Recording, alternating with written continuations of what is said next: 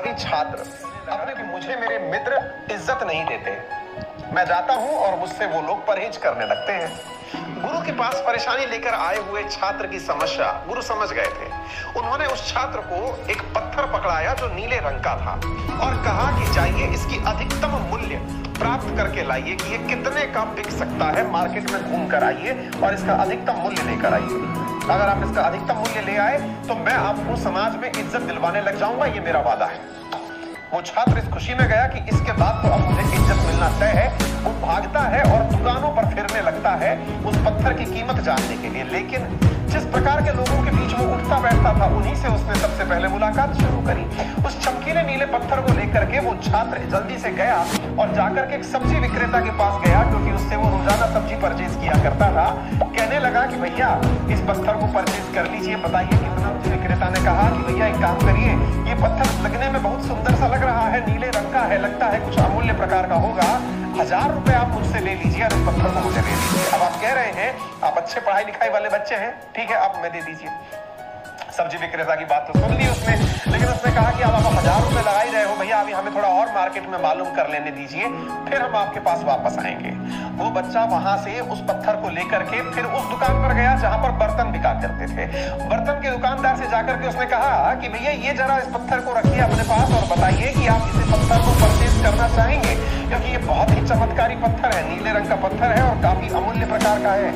दुकानदार उसकी बातों से प्रभावित था, मानता था कि बुद्धिमान है, इसलिए साथी उसने उसे कहा कि इस चमकीले पत्थर को मैं आपसे 10,000 रुपए में परचेज कर सकता हूँ।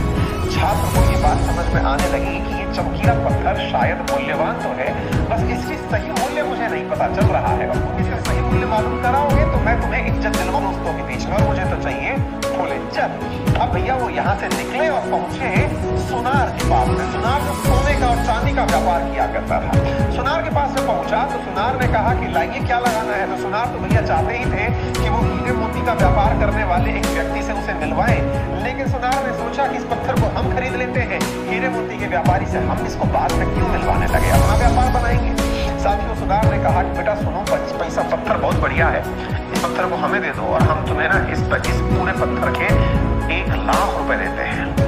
भाई साहब विद्यार्थी को ये बात समझ में आने लगी कि गुरुजी के पास था कोई कामयाब पत्थर, जिस पत्थर की उन्होंने अलग अलग जगह वैल्यू लगवाई, अब ये 1,00,000 रुपए का हो गया है। छात्र की क्यूरोसिटी बढ़ने लगी। उसने पूछा कि जब ये सुनार इसका इतना पैसा लगा सकता है तो हीरे मोती का व्यापारी तो इसका निश्चित ही कोई बहुत बढ़िया वैल्यू लगाएगा। भागा भागा गया कि हीरे मोती का ही व्यापार किया करता था।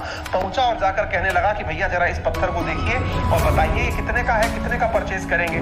उसने कहा कि बेटा ये पत्थर तो अमूल्य है, तुम्हें मिल कहां से गया? ऐसा पत्थर तो बहुत रेयर ऑफ द रेयरेस्ट मिलता है। मैं अगर अपनी सारी संपत्ति बेच दूं, घर गिरबान दुकान में रखा सामान सब बेच दूं, तब भी इस पत्थर को नहीं खरीद पाऊंगा, ये इतना अमूल्य है। लाइए आप मुझे इस पत्थर को दे दीजिए। छात्र अब तक सारी बातें समझ चुका था। वो तुरंत आया और अपने गुरु के चरणों में लेट गया, क्योंकि अब तक उसे एक बहुत बड़ा मैसेज समझ में आ चुका था। मैसेज था साथियों कि आपकी वैल्यू वो लोग निर्धारित नहीं करते जिनके बीच आप उठते बैठते हैं।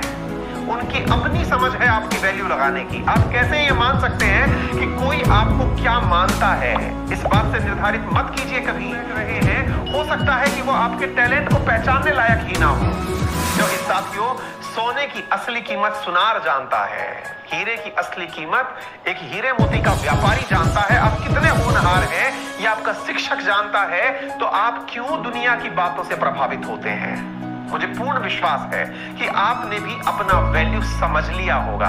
आपकी वैल्यू साथियों कोई अन्य की वैल्यू से निर्धारित नहीं की जा सकती। आप अपने आप में अमूल्य हैं।